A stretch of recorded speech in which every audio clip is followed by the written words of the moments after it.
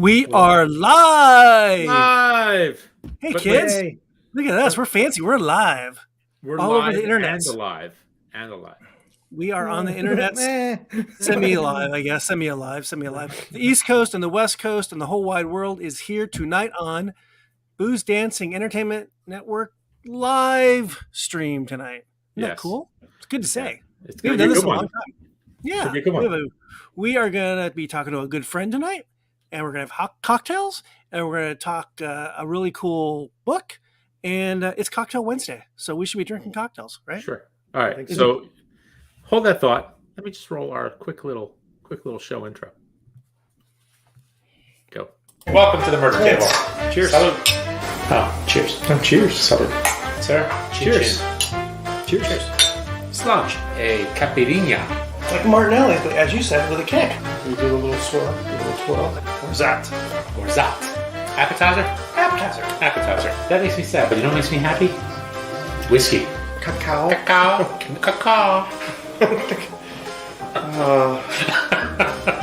It's everything I thought would be and less smelly. We are back and less smelly as usual. We're more smelly. I bathed. Maybe you bathe? More smelly. I bathed this week. It's only Wednesday. Oh, it's only Wednesday. Oh, it's not Saturday night. Got a few more days, man. It's not Saturday night. Right? We are. What do they say in the movies? Remember they said in the old movies, like, "Oh, it's Saturday night. Time to take a nap." Because that's what kids did. That's what the kids did. You had to say on hot water. So we are back again. We got a really fun night tonight. We are getting together with an old friend, and how are you guys doing? You guys doing good? Yes, Mikey is promoting the book already. Yes, well done, Mikey. So we are live. By the way, we are live on YouTube, Facebook, Twitter, BoozeDancing.com. Where else? Are we live? I think LinkedIn too. LinkedIn. What the hell is that? And MySpace and AOL. It's the one social media that I should actually use, but don't. Right. I hear there's some issues with it, so don't. Be careful. Security issues. Whatever. Sure. Steal my life, please. Really? No kidding. Exactly. Yes, please. So I'm not sure if this is really like a watch what we watch when we drink episode, or maybe it's a one book, two cocktails episode. It's a lot of things, right? We're talking to a good friend. It's one drink, one book, one friend. I don't know. As many drinks as we felt like making. That's right. Yes. And the neat thing about this thing is you will be able to download it as a podcast at a future date as soon as our editor gets his thumb out of his thumb up. wallet. Thumbs up. Yeah, that's his wallet. Yes. Oh, thumbs up. Right there. It is. You can put comments in the comments section if you'd like to do that. We'd be happy to take questions, and you can send us cards and letters as usual. So should we bring Andre in a second? Yeah, we almost let's hold on one second. Let me give a little intro to the guy. Okay. Tonight we have a special guest. It's André Darlington, award-winning beverage columnist, former bar owner, restaurant critic, and a celebrated author of various cocktail books, including Booze Cruise, co-author of Booze and Vinyl, volumes 1 and 2, The New Cocktail Hour, Batman, the official Gotham City cocktail book, and Bar Menu, just to name a few. And he is a frequent guest of ours. We love him so much. And tonight he is here with us to talk about his latest, the Unofficial Big Lebowski cocktail book. Over 50 mixed drink recipes inspired by the cult classic. And I think all of us are lucky enough to have a copy of it.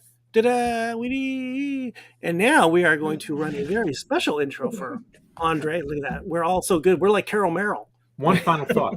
If he was André Darlington, he can go with he could use ADD as his initials. Oh, that would be good. Right. And you kind of have to have ADD to do this, don't you? The dude has ADD, right? The way he turns them out. Well, we have a little intro for Andre. We're going to run it and then bring him in and then start chatting and drinking. Do it.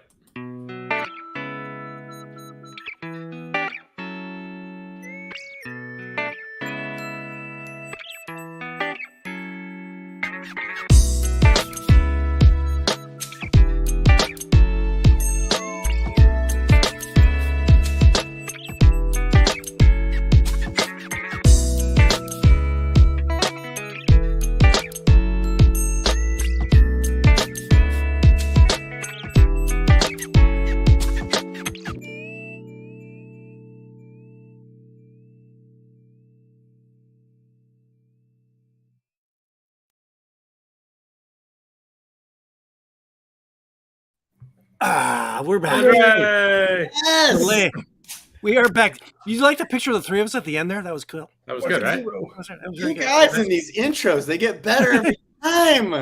Hey, can I Buscemi? Because my mom's maiden name was Buscemi. Sadly, Really? Sadly, I think I'm John Goodman now. You're always yelling. You're always that's yelling. so funny. I'm about You're to always size talking them, about your too. time in Nam. Andre, welcome. You're back. Thanks for having me on. It's great to see you guys again. Oh, last time was bar menu, I think, right? I Yes. think it was, Yeah, right? yeah, That must have been last fall, so I haven't seen you guys for a while. Happy Holy 2020. Holy You're a for holy. globetrotting man, too. Yeah. So you have been traveling all over the place, haven't you? Is that all book tour related?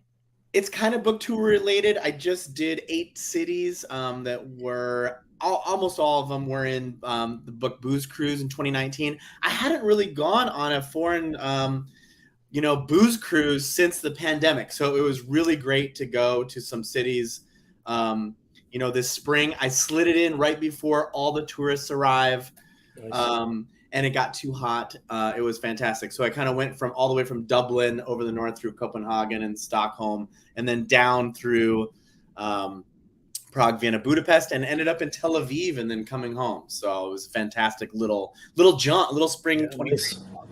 Awesome trip. Yeah. So you got a new book out. I have a new book out. Surprise, surprise to you guys, right? So and it Shocker. came out in March, and you were telling us earlier that this is like not a normal time for you to get a book out. It's a little early. March was a little early. I mean, people are still waking up. I feel like all of America kind of steps out on their porch at some point in April and is like, "Oh, it's cocktail time." And before that, everybody are still doing their resolutions. But it's because the book is timed with the 25th anniversary of the Big Lebowski. Wow, those 25 years went way too fast. And the book came out basically the day that the movie was released in March of 1998. Got it. So the book's been out. I know that the movie has been in a number of theaters across the U.S. They were re-promoting this after 25 years as a re-release. So it's been super fun. This is the most joyful book I've worked on, you guys. I mean, I've done a few books and they're all fun, but this one is just laugh out loud funny. If you've had a chance to page through it, the illustrations are great. They're done by a woman named Jennifer Hines in Amsterdam, and they were sending me the proofs of the illustrations, and I was just howling, And the movie, I hadn't seen, when I got when we talked with the publisher about doing this. I'd seen the movie, but it hadn't been that recent, and it was phenomenal to revisit the movie. You have, I think, on your website, you have this really great intro to the book, The Big Lebowski, the hilariously quirky comedy thriller about bowling, avant-garde art, nihilistic Austrians, white Russians, and a guy named the Dude is a cult classic. And it goes on to say, now with the unofficial Big Lebowski cocktail book, you can relive the movie one drink at a time. In addition to 50 signature drinks, this beautifully designed unofficial cocktail book includes food and song pairings that align with the major characters that have become life lessons and spouted advice within popular culture. That says it all. I mean, that's it. I mean, that's really a great way to put the whole book in it. Amazing what a cottage industry this movie has created.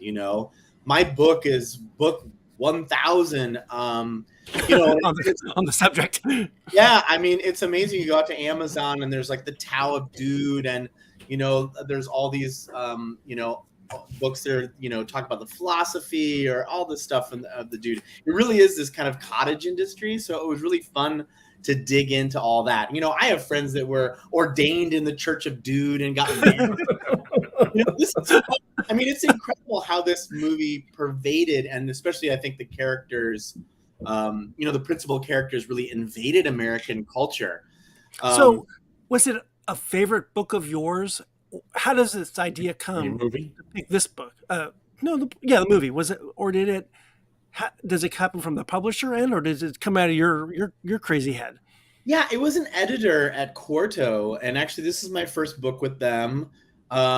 They do beautiful books, and they reached out about the idea of doing a Big Lebowski book. And actually, when they first reached out about doing it, it wasn't necessarily unofficial. They were working on having it be a Big Lebowski book. But what's interesting, and I think shocking to people, is that Lebowski wasn't that great of a success when it came out. Yeah. I saw it in the theaters. I think many people did. It was it's heady, it's funny, it's nerdy, it's a little confusing. I remember watching it for the first time and loving it, but thinking that was a lot, you know? And I think that confused American audiences. The Coen brothers were coming off of a huge hit, and they used that cachet to do this movie. And it was, I don't know if it was a flop, but it didn't do as well as people had hoped. And when that happens, everyone scurries away from the project. So the holding companies and everybody kind of runs away from the money loss, I guess.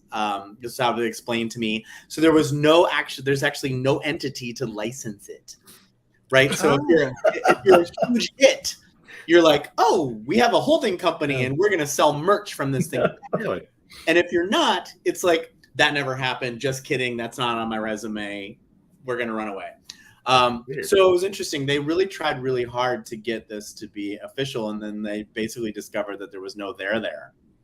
Wow. That is such a weird story. Isn't it funny? And it's so funny because the movie is so famous now. And I think in residuals, obviously, people made their money back. Yeah.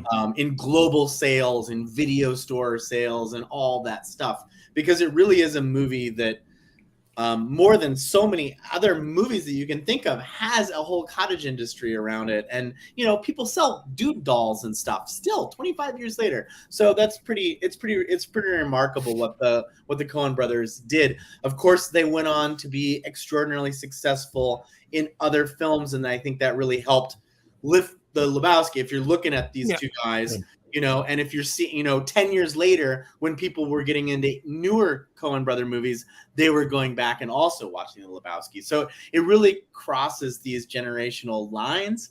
But it is a movie that it's shocking how many people haven't seen it still, which I'm jealous of, because I'm like, you're going to go home and watch this movie for the first time? It's a life change. Yeah. That's like watching Star Wars for the first time, you know? Like, it's funny.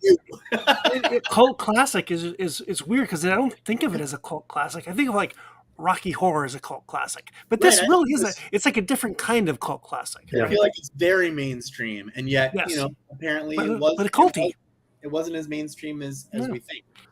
So you got 50 cocktails you came up with, right? And this book is about the size of the books that you put out. This is your thing, right? Yeah, I mean, some of them are far bigger. The Booze and Vinyls are like 170 cocktails. Oh, okay. So those are really ginormous. This is 50, in the 160, 60 cocktails in here. This is sort of, in the range that the most of the presses do. Batman is certainly in line with more like 50. I think we might have reached 60 in there. But yeah, it was funny when I was telling people, our friend, colleagues of mine, I was like, well, I'm in talks to do this Big Lebowski movie. They were like, well, how are you going to do a whole book of White Russians? And I'm like, no, characters, it's the scenes. The Lebowski, which is so fun about it, is the Coen brothers really know their movie history. They know their noir. So, I think of the Big Lebowski as a noir 1940s film or story that's sunny, stoner. They took all of the dark elements and made it funny, and they took the femme fatale, and they took the reclusive millionaire, and they took the money bag, and they took the gangsters that come to your door, but they just mixed it all up and made it hilarious. Sure. But it's fun because I'm working with Southern California, and I'm working with noir, and I'm working with kind of 70s. And because that's the dude who's clearly like grew up in the 70s, right. And there's so many great characters. I immediately, we do a little back and forth when it's like, hey, should we do the Big Lebowski book? You want to send in 5 cocktails that we could look, the higher ups can look at or whatever, And I'm like, yeah, Walter, he's a Polish extraction, and he's a Vietnam veteran of Polish extraction who converted to Judaism. So we're in Schlivovitz already, right there. You know, we have to be in Schliv. We're doing Schliv and Ginger for him. The dude, I had a moment where I was like, I do need to put in a bunch of White Russians in this book. Let's do a little book of White Russians within this book. And there's a point where the dude is in the back seat of the limousine and he says, you know, you can call me the dude or El Duderino or his dudeness, or, you know, he has all these names for himself. So I was like, well, that would be really funny to do each one of those, each one of those personalities as a White Russian. You know, so his dudeness is the elevated version. El Duderino is the Southern Californian version with horchata instead of cream. You know, we're going to do a young Jeffrey because the dude is these kind of different characters in the movie. You know, we're going to do a young Jeffrey, and that's when he was ambitious and had a milk punch. You know, wanted to do a milk punch. You know, that just being funny with it. Maud was going to have a Manhattan Knox Harrington, who's this, you know, basically a petulant layabout who goes to Vienna's Biennale. So there's just a lot of, like, you know, Carl Hungus. You know, Bunny actually. So there's actually cocktails that we see in the movie. The dude drinks White Russians 9 times in the film. You have to commend him for his dedication and occasion to drinking these. And then we actually do see a Blue Hawaii when we first meet Bunny at the mansion. Oh, right. He's drinking a Blue Hawaii. Pool. Yeah. Pool.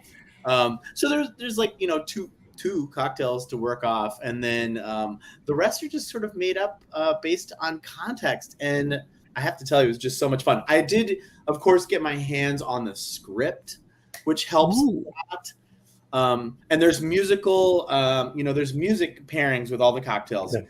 And they are basically triggered from, you know, the cocktails are people, but also moments that are funny. And so basically in the script, I could pair, you know, what the soundtrack was triggered. And it's really just, we're soundtracking the book, or we're soundtracking the movie to the cocktails in there. Are you watching the movie as you're doing this endlessly, or are you looking at the script more, or maybe both? A little bit of both. I definitely, you know, the moment that this started to come in, I was like, let's watch this movie. Let's maybe watch it twice, right? So I watch it. I'm taking notes. I'm a lot of it is hearing. When I hear somebody say something interesting, or there's an interesting theme or scene, I think, well, that has to be a cocktail, you know? So, you know, when he's in the bathtub and he says, nice marmot, you know, it's like, it's a cocktail. I mean, nice marmot. If you went into a bar and you were expecting a Lebowski menu, I always think in terms of, you know, what if a great bar had a Lebowski menu? What would be the drinks, you know? So I'm always thinking of stuff like that. And, you know, it turns out I turned that nice marmot into sort of a standard drink, but then you do a Fernet, you know, plunge into it. So the Amaro is the marmot coming into your drink. I wrote down a couple of the names. The names are just amazing, and they're right from the movie, right? The Royal We, Let's Go Bowling, The Pomeranian, Bowling with Jesus, Modestly Priced Receptacle. Such a great name. It's a great name. Cocktail too. Yes, they all are. They really all are. If you didn't know the movie and you saw this list of names for cocktails, you think, wow, this is a really interesting list of stuff without even knowing what's in them, right? It'd be something like Hipster Bar.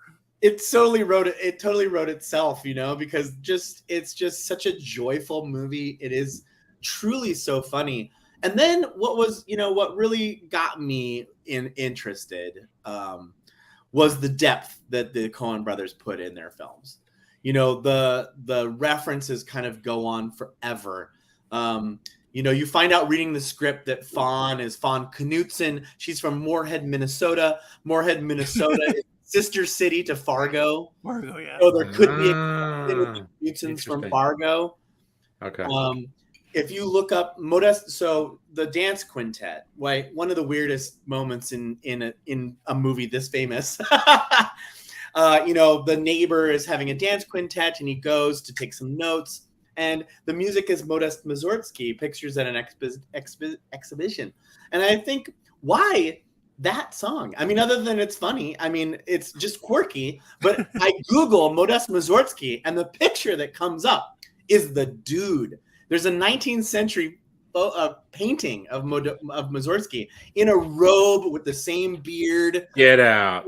That's so funny. And Wait I'm a like, minute. Wait, I'm looking this up. What is this guys, now? Google it. I'm like, these guys, it goes on forever. What's it again? It's Picture that Modest exhibition. Mussorgsky, Modest. Mussorgsky is Musor ski. Redone we in the go. 1980s or 70s by Emerson, Lake and Palmer, by the way. Yes. Holy crap. For your little musical trivia. Yeah. It just kind of goes and goes and goes, you know, That's funny.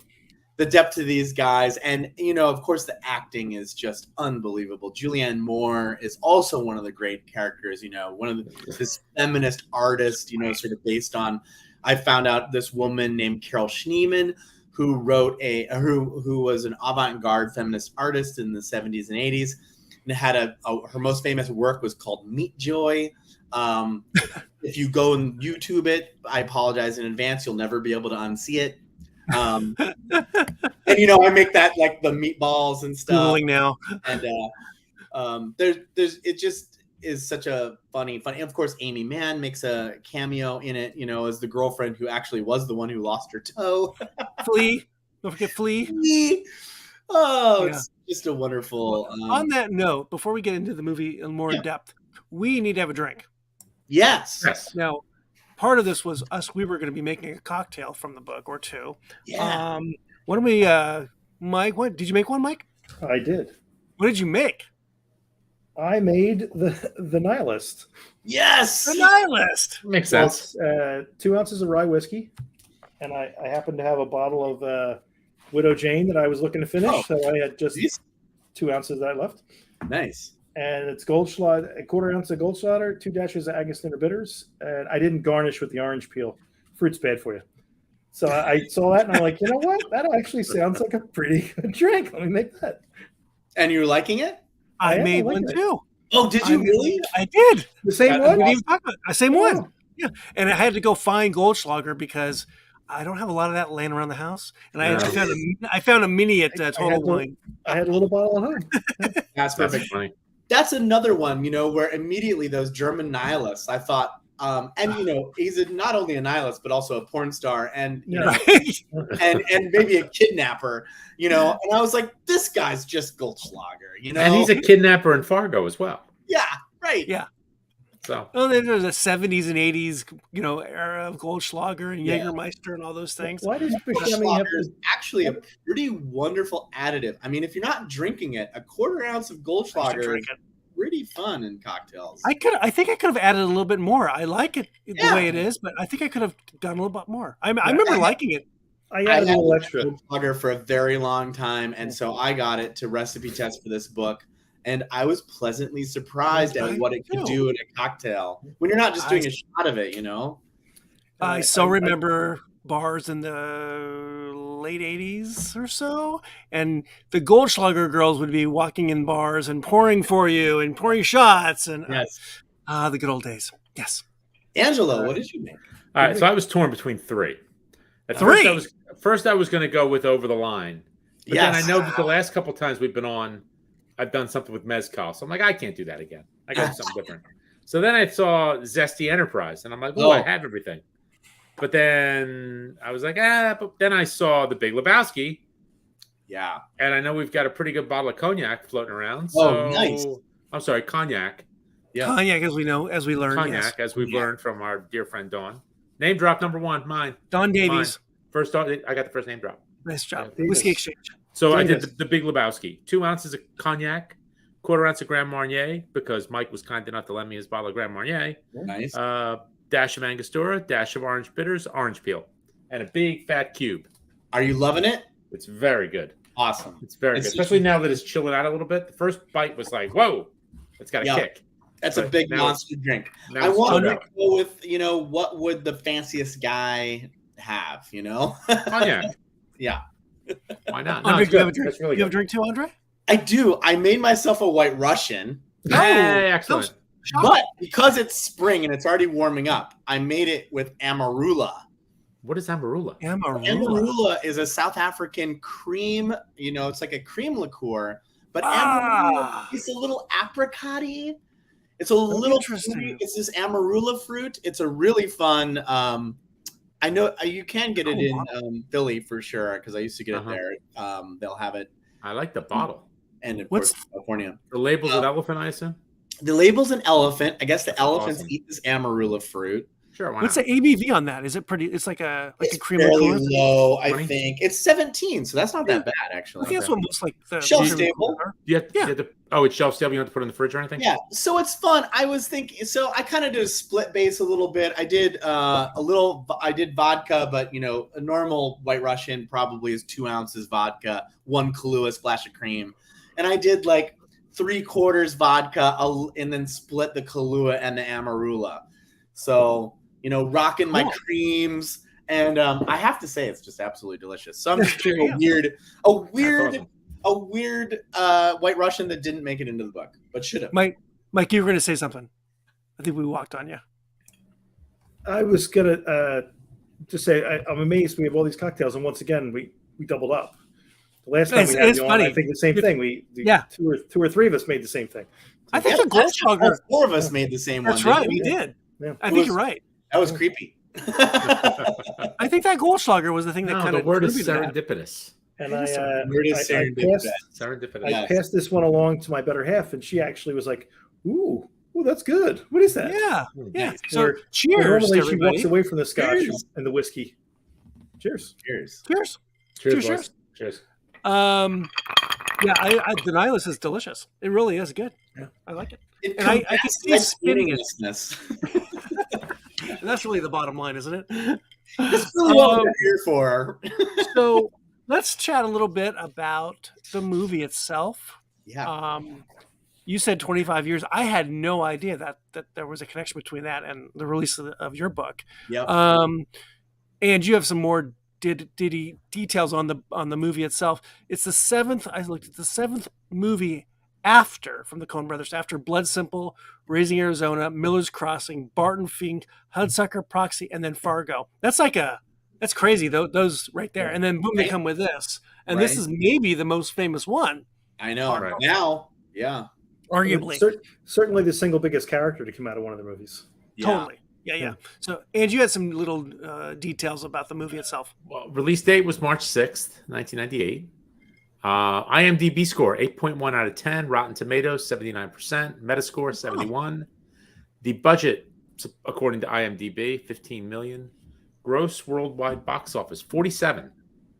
Then, right? 47 million. Yeah, I guess it's that. Made a lot of money since then in 25 years. We know the writers and directors, Joel and Ethan Coen.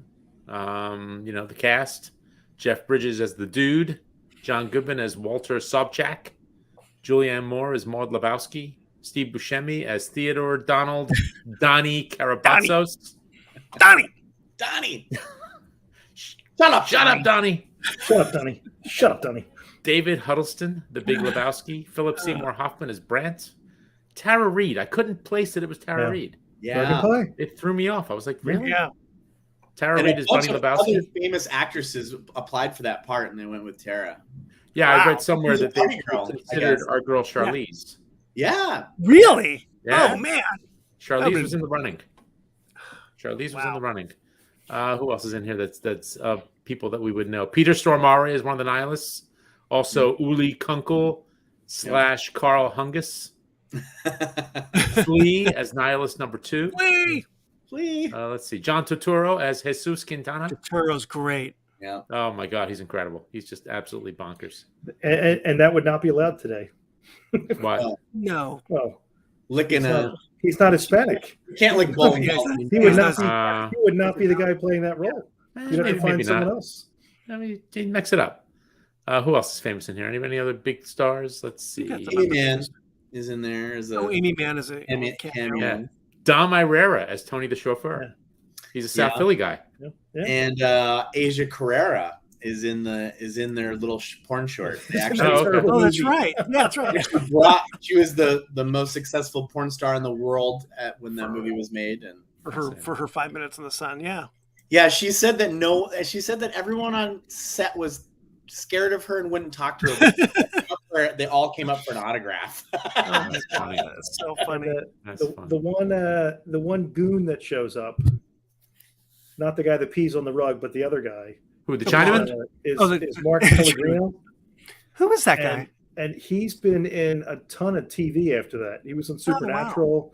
He was in Quantico. He was in a bunch of different shows. You're like, wait a minute, I know this guy from somewhere. Oh, his career took off after the movie. That's who that is. I feel like I recognized him. But not a Chinaman?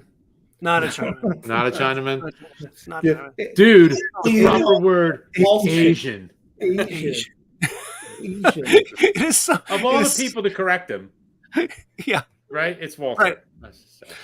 The top 7 or 8 people is just, we talk about this a lot in movies we watch. It's like this amazing all-star cast. And then they go on to even, greater things, right? Yeah. Buscemi, I mean, Jeff Bridges, my God, they're like kings of Philip Seymour Hoffman. Yeah. He had a bit of a career after this. He did have a little bit of a career, didn't he? Yes, he did. As Julianne Moore. The British guy who plays Knox Harrington went on to David Thewlis movies, right? Oh yeah, he's some sort of a sci-fi fantasy movie of some sort. Yeah, I don't think it got much play. I don't think it did. Not much. So, and you got a little bit of a synopsis there, right? Yeah. So when the dude Lebowski is mistaken for a millionaire Lebowski, 2 thugs urinate on his rug to coerce him into paying a debt he knows nothing about. While attempting to gain recompense for the ruined rug from his wealthy counterpart, he accepts a one-time job with high payoff. He enlists the help of his bowling buddy Walter, a gun-toting Jewish convert with anger issues. Oh, you think? Deception leads to more trouble, and it soon seems that everyone, from porn empire tycoons to nihilists, wants something from the dude. Now, I just have to ask, did he really enlist the help of his friend? Or does his friend just foist himself on it and then ruin just everything he touches? Yeah, Walter was the inciting incident in this hero's journey. Just a mess. Yes, he's a mess. Completely. Yes. It's always one guy. Am I wrong? You didn't mention the porn king was Ben Gazzara. Ben Gazzara. Yeah. Oh, Ben Gazzara. That's right. Yeah, he was a huge actor in the 60s and 70s. Yeah. So, Mike and Angela, when did you guys last see this movie? Last night. Before that, I couldn't tell you the last time I saw it before I saw it. Yeah, I don't know. I don't think I saw remember a video though.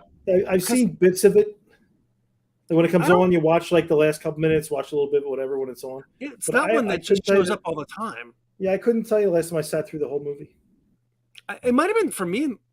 The last time I saw it was in the theater. Originally, I don't remember, but so it felt like a new movie to me. There were parts. It's because it's such an iconic movie in pop culture. These things just show up. That's where I know that from. Yeah, right. Because it's been right. Oh, that's where that. Right. Yes. It's weirdly enduring. It's really strange how it's endured. And the bits of it when it comes in the segments. Yeah, you're like, I totally forgot that part. The whole nihilists. Those guys were so funny, and you're like, I totally forgot that. I forgot how funny they were. For me, it was just even the opening of the film. He's in Ralph's. George Bush is on the TV. They just swirl you right into late 90s.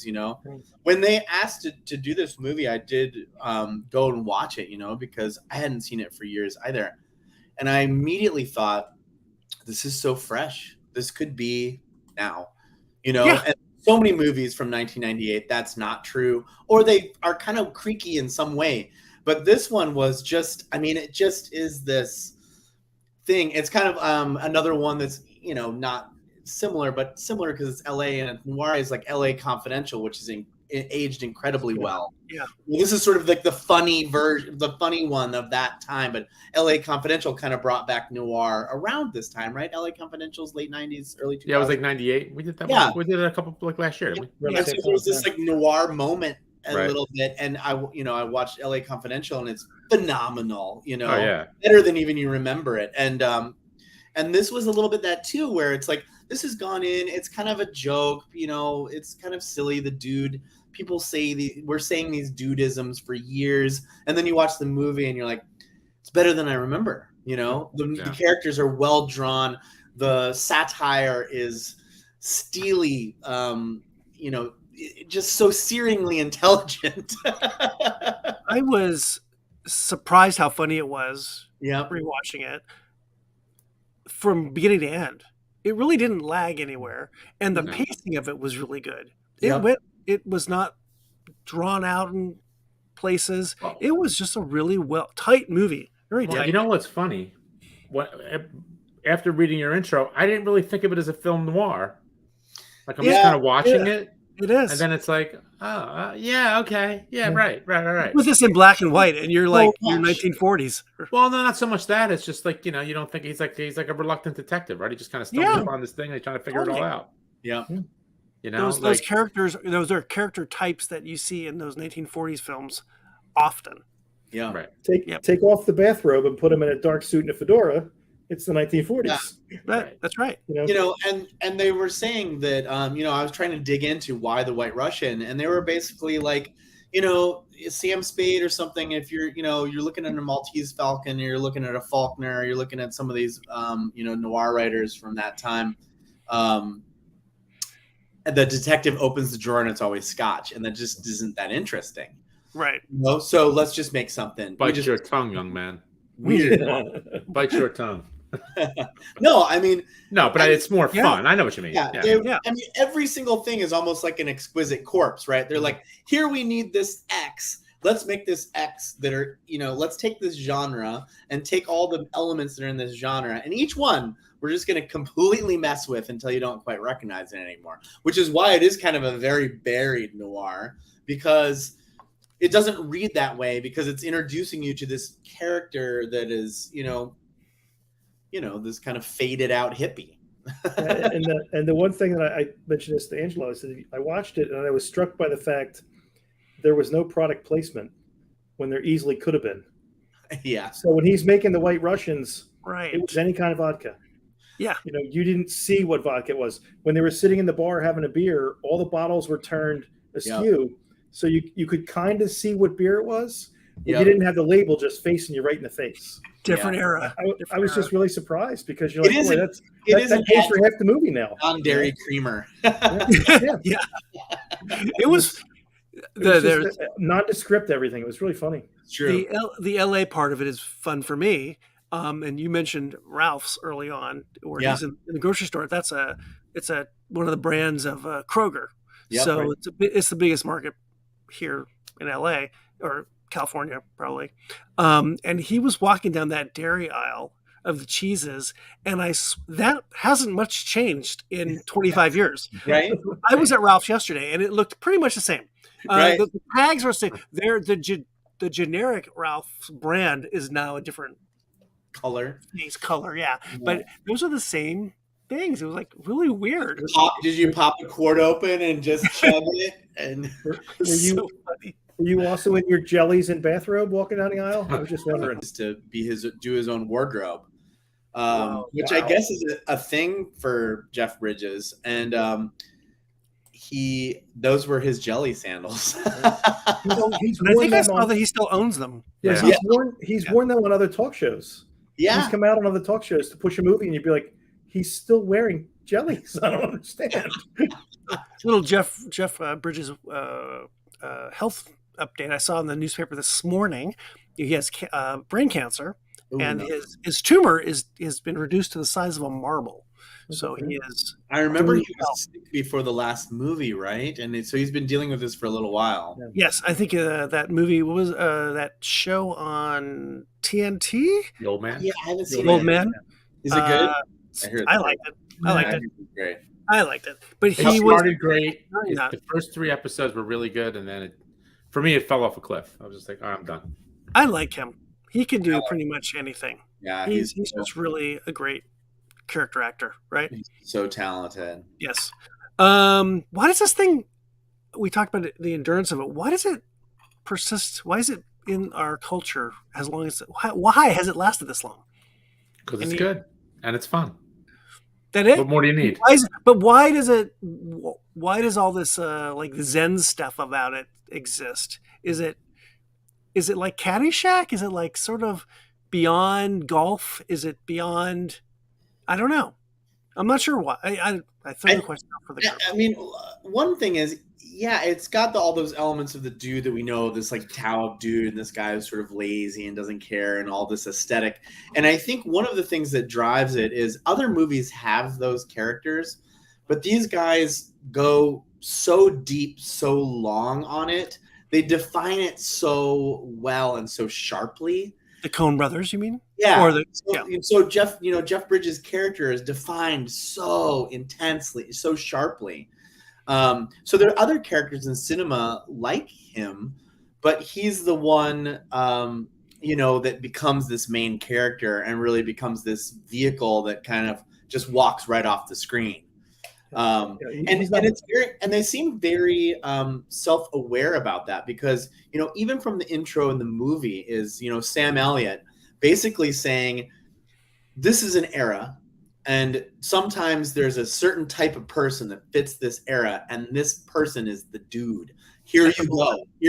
Here's your story about this persona. And I find that really fascinating. I find the intro and how they get you into this movie. I've watched the intro more than any other part of the movie, because they have the tumbleweed imagery. The tumbleweed comes out of the west and then goes down Hollywood Boulevard, and you get this idea that Jeff Bridges' character is this tumbleweed too. But they're playing with a lot of, there's Nathaniel West in there who did tumbleweeds through LA. I mean, it's very layered what they're doing there, and then they define that character so well that it's,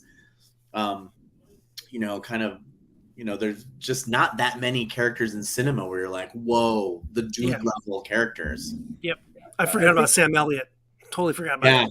Yeah, he's great. I think you get as a Western, but I think you get to see him. He's not playing a slacker, right? It's a lifestyle. Right. That's just him. Right. And I think he doesn't just embody the character. It's like the character embodies him. It's so, like you said, they write it so deep and so well that you're not like, oh, he's just being a slacker. No, that's just him.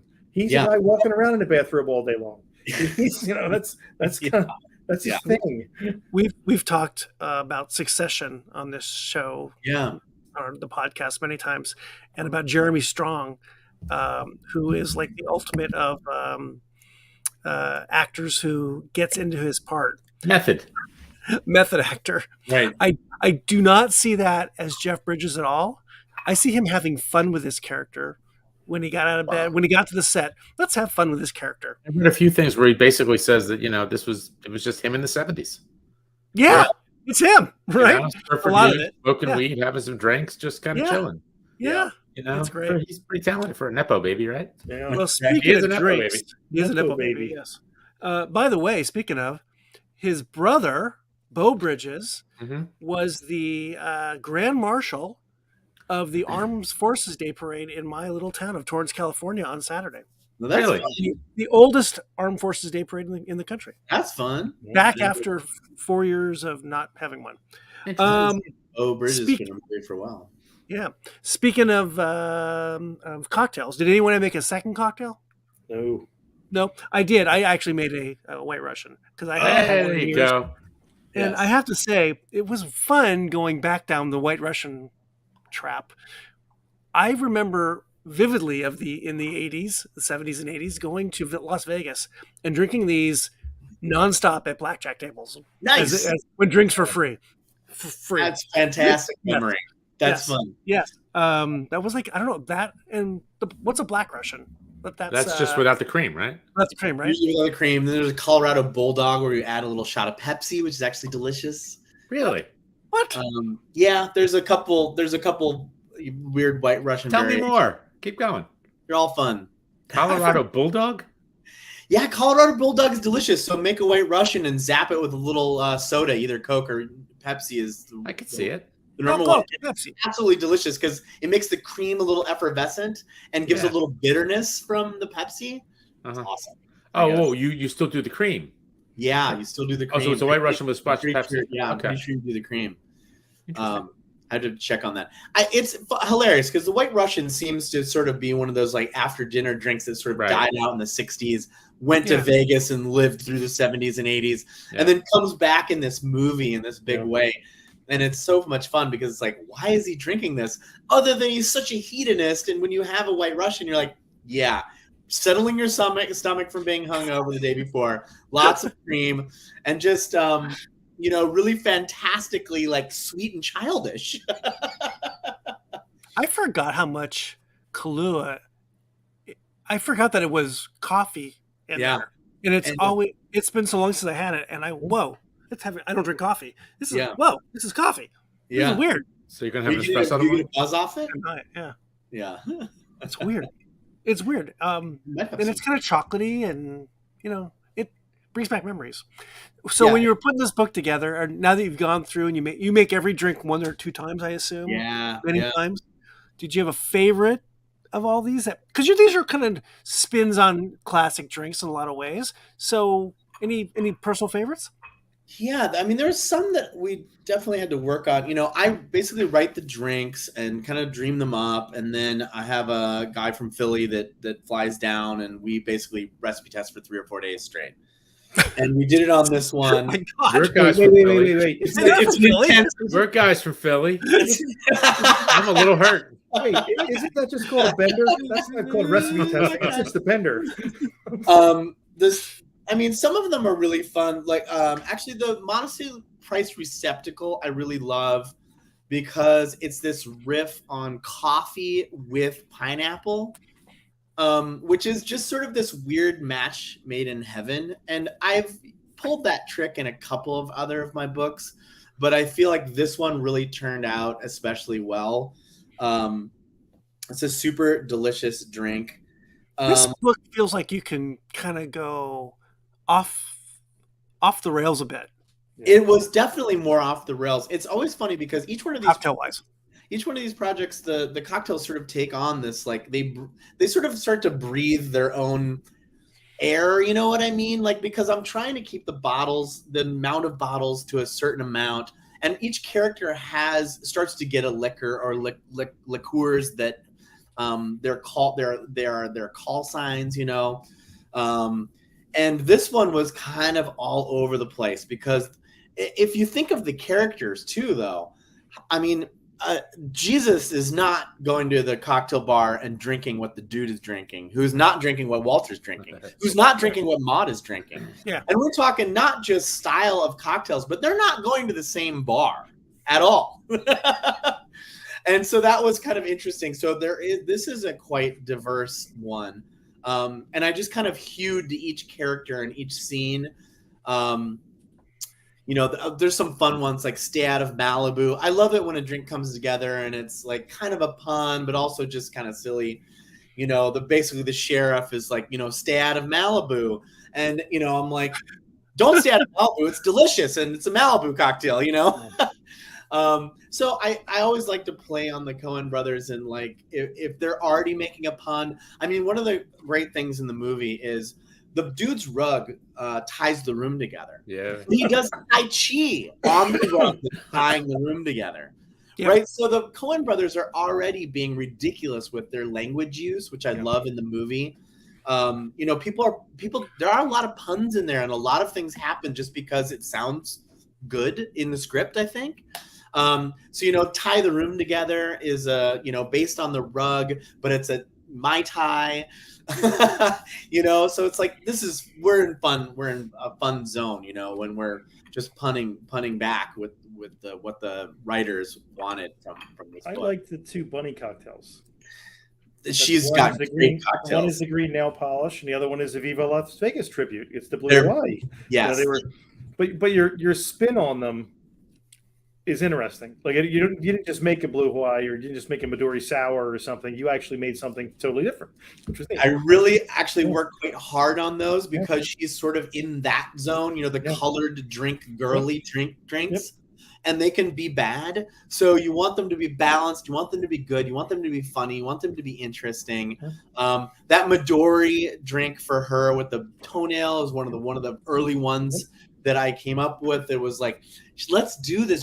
Let's hang on this green toenail polish. It's gross. It's strange, but it's so fascinating that how can we not focus on it, And That's another one of my favorite ones from this book. This book definitely has all of the Midori and Curacao and Kahlua and all these sort of 80s. backbench, these sort of actually front benchers from the 80s, Yeah. but backbenchers now. Galliano. And they're great modifiers. So, and also the food in this book was really fun to do. I was going to say that next. I really like the Lincolnberry pancakes. Yes. It was so pigs in a blanket. That was just so funny. Avocado latkes. Just a simple set of nachos. I thought of you making that recipe, Aaron. Because I thought, what is a good cocktail? What is a good cocktail food from Southern California that's also Jewish? And I thought of you while making that. I was like, it's avocado toast as a latke. That's what we're doing here. That is such a smart idea. I mean, it's delicious too. I'm sure it is. I mean, God, it looks so good. It's easy to make, right? If I can make a recipe in there for you, that would be it. No, you did it. By the way, I am fascinated by Donnie's ashes. Donnie's ashes. Yeah. The only thing that would keep me from doing it, though, I really don't like a salt rim glass. Oh, yeah. Do a quarter salt rim. Yeah, just to put it on there. Just to put it on there. Yeah. That one was funny. I was trying to do Donnie's ashes. I went down a lot of rabbit holes, which there are many in this movie. Yeah. And one of the funny ones, one of the fascinating ones, there's all these like philosophy, guys that have their like masters, PhDs in philosophy, and then they write a book about Big Lebowski. A little bit like The Matrix, right? The Matrix is just Descartes. Lebowski is just XYZ. But one of the most famous ones is that Donnie is a ghost and only Walter can see him. And people have gone down this road and have written basically dissertations about how Donnie is a ghost and only Walter can see him. Of course, the Coen brothers are like, well, the dude does address him and he dies. But it was a funny one. So I really wanted to focus. The other one, of course, is that in Coen brother lore, Steve Buscemi's body gets abused more in each movie. So Why does he always die? In Miller's Crossing, he dies, and then in Fargo, he gets in the chipper vac, and by the Big Lebowski, he's cremated. So there's all these funny, weird lore out there. So I kind of became a little bit obsessed with Donnie's ashes, and I also just really wanted to have a Folgers jar from Ralph's as a is that can you get a small coffee can as a cup just as what you drink it out of? Yeah, it was just a personal goal there. If you're gonna say modestly priced receptacle, you have to have a cocktail for it. Do you feel different, better, worse, seeing the movie now 25 years later and going through this process? How do you feel about the movie now? Has it changed? The process? Yeah, it did change. I mean, I really appreciate the depth of these guys. I really do. As I write cocktail books, but it's all language. And the language that they use, when you get into the script, it's just really fun. I mean, all that Port Huron statement. I mean, there's all these things they have in there, right? That they just don't need to have, but they want to have because of their just layering and layering and layering and layering and layering. And the amount of work that they put into it made my job easy. So I just thought, I could have gotten into this project and gotten 25 cocktails in and really kind of stalled out because it was the movie's superficial. The characters don't have that much more to say, and it was really easy to get to 50. And I admire, I did 50, 60 cocktails for Batman. That was 80 years of Batman characters, You're never going to run out. I could write 2 more Batman books, right. And never run out. So there was a concern there that, this is a really finite thing. This isn't even a show. This isn't a series. This isn't a thing. This is, it has basically 7 major characters kind of, and, we could be in trouble. And, I could have gone on much longer. And it, with a lot of other suggestions and ideas. So I just admire the movie. And it also came at a time, I feel like this last winter was pretty grim and the spring was grim with still coming out of COVID and all this stuff. And this book and movie is just this blast of joy. It's a beautiful, I write the script and then I get some feedback about stuff, but when the cover came in and the pictures came in, it just made me happy. And I have many emotional responses to my books. Happy and joyful is not always at the top. And they're cool or blah blah or I'm done or whatever, but the book is really joyful, and the book, I think, is with the great illustrations, is the movie is so escapist. It is a movie that if you are having a bad day and you watch, you will be changed into a new mood that is better. It is really a mood shifting movie, I think. And in an intelligent way, not just some kind of like Time Life, feel good movie. But the movie's really intelligent and moves you in a positive direction, and it's smart. And I hope that the book is the same. It was a really joyful project. It's the fun. I don't know how many cocktail books are funny. I mean, some of them that are puns or whatever are funny, but I feel like this is a cocktail book that's funny, and it was a really great opportunity to do that. There's a bit of a cartoon quality to the movie. Yeah, right. Sure.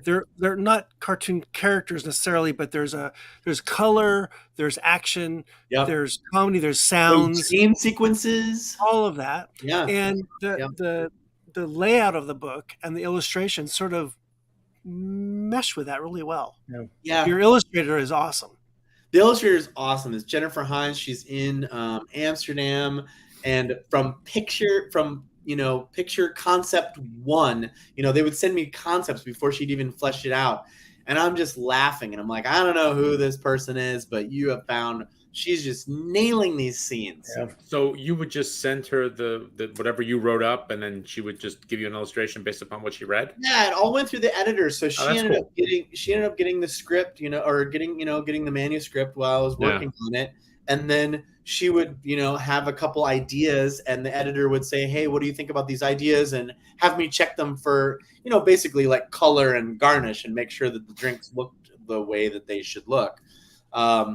And just every idea was just laugh out loud funny, all the little props she has, or, there's one, I think Zesty Enterprise, there's a pregnancy test in that image, I'm just like, this is just great. She's really she added the depth to the pictures that are there in the script. I have a small live update since we're doing this live tonight. Yeah. My wife is at Barnes & Noble at the moment, and she just sent me a picture. I'll see if I can just show you this picture. She is in the drink section, I believe. Whoa! There's the André Darlington section, I believe. Whoa! Look at that. Yeah, I need to go to that Barnes & Noble. Where's that? That's in Torrance near the Delamo Torrance Mall. Barnes & Noble. I got to reach out to them and be like, yeah. It's great, isn't it? I'm coming for a talk.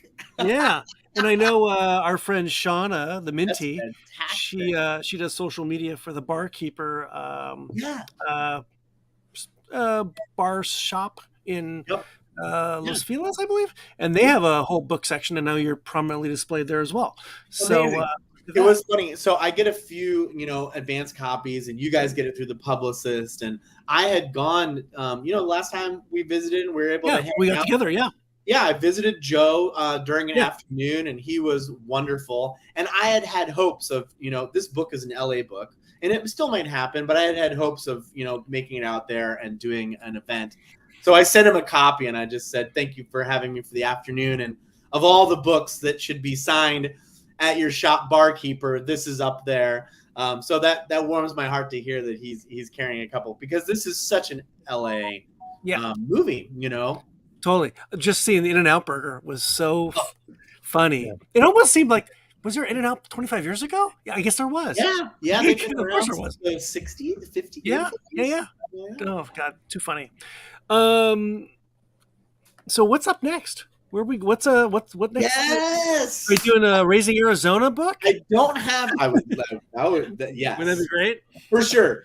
I don't have a physical copy of it, but otherwise I do a cover reveal right here. But this fall comes out October 3rd. It's called A Booze and Vinyl Christmas.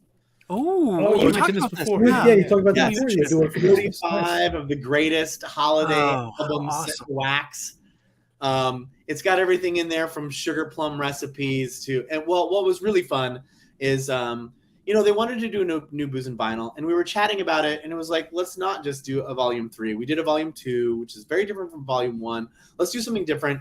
And somebody brought up a Christmas book, and it was such a great opportunity for me. I have not written a winter's drinks cocktail book. So this overlaps, right? So I get to do my Booze and Vinyl thing, but I also got to do some really great winter drinks. Is it Christmas songs or Christmas albums? Christmas albums. So everything from Barbara Streisand to Sia to Harry Connick Jr. to Nat King Cole to the Nutcracker. You got to have Nat King Cole. Yeah, to Adam Sandler. Adam Sandler. Is there food also? But yes, there's some food. Just the Booze and Vinyls. There's maybe 16 food recipes in it. Okay. How many albums did you go with? Super excited. We're doing it. We want to do so. The Booze and Vinyls are all 70. This one we settled on 45. Okay. So 45 of the greatest Christmas albums, which was a nice number because there's not that many.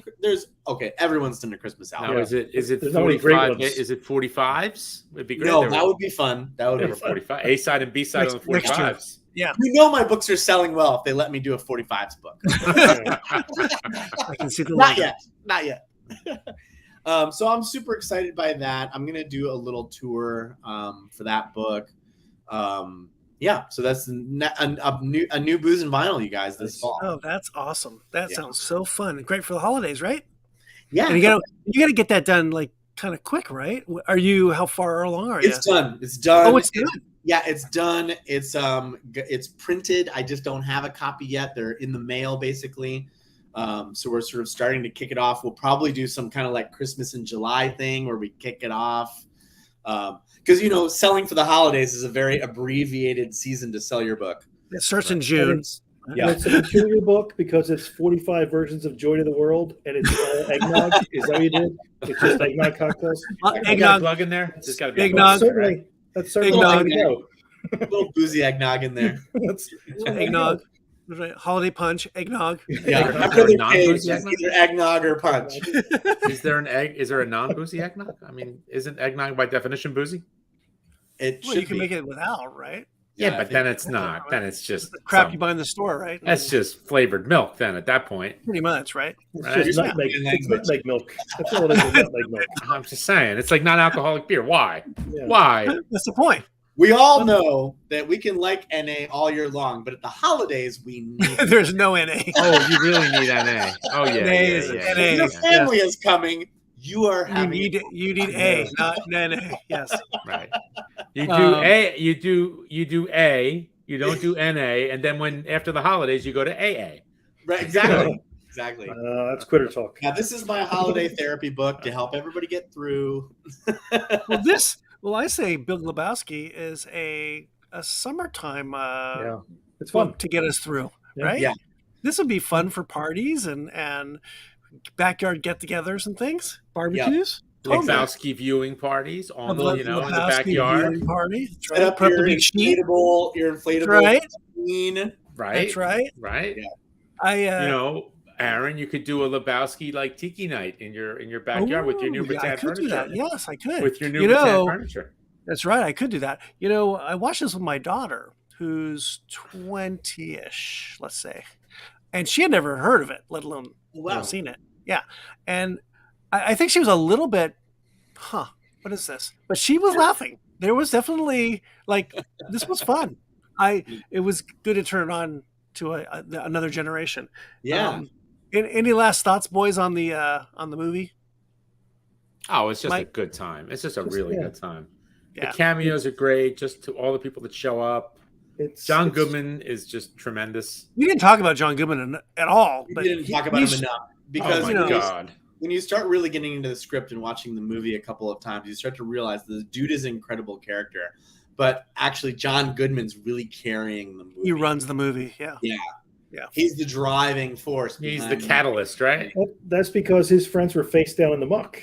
That's right. If they hadn't been face down in the muck, he wouldn't be that guy. The dude was upset about the rug. He wasn't going to do anything till Donnie talked him into going to see Lebowski, right? That's right. He moves the story forward. That's right.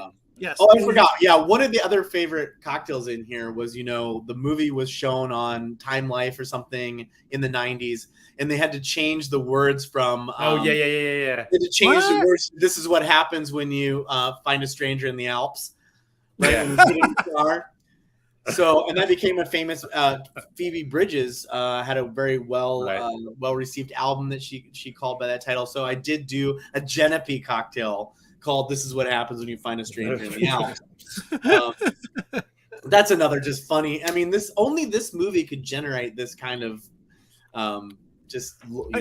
again, it's like the cartoonish of it, There's so much. The dialogue is so critical, and the scenes and the color. There's so much. It just lends itself to kind of what you're doing, right?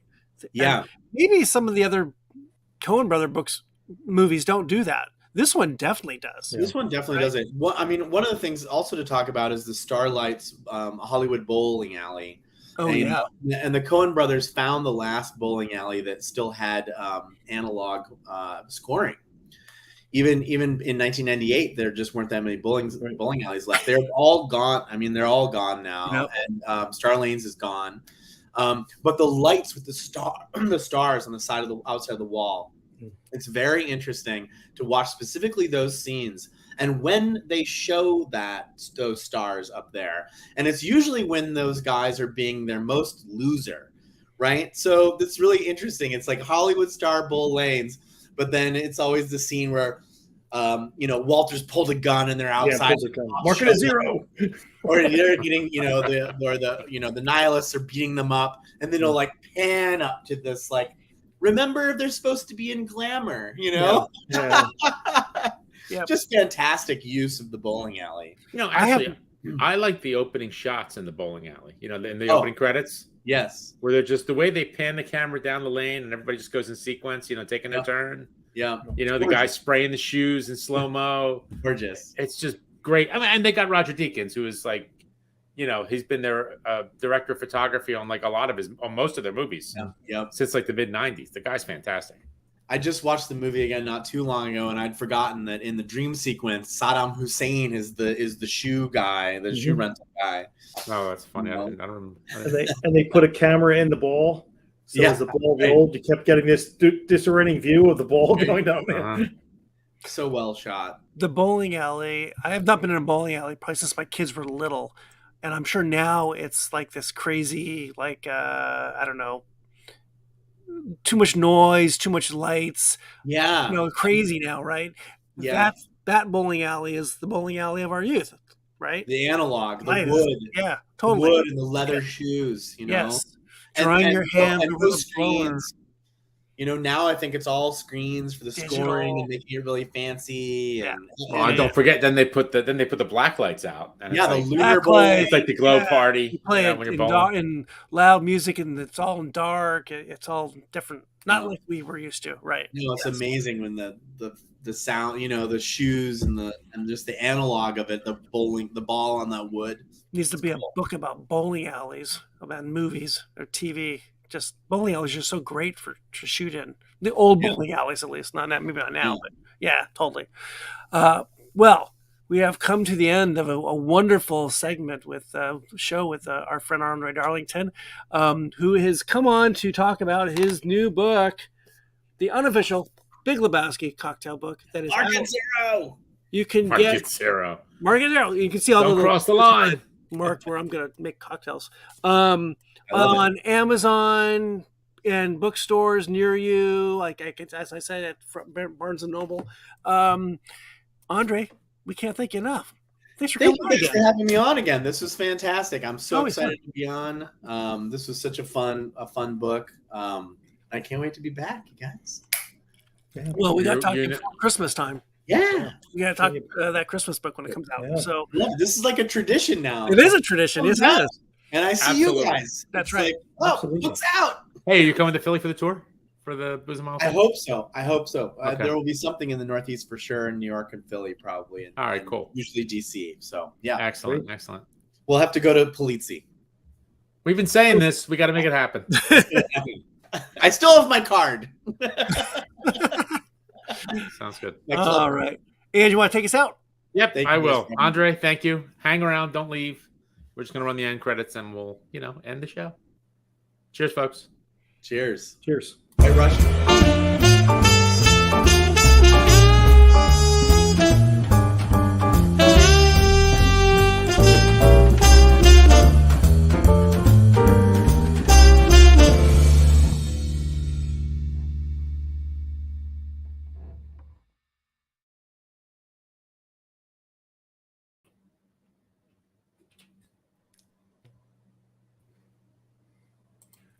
Hang on.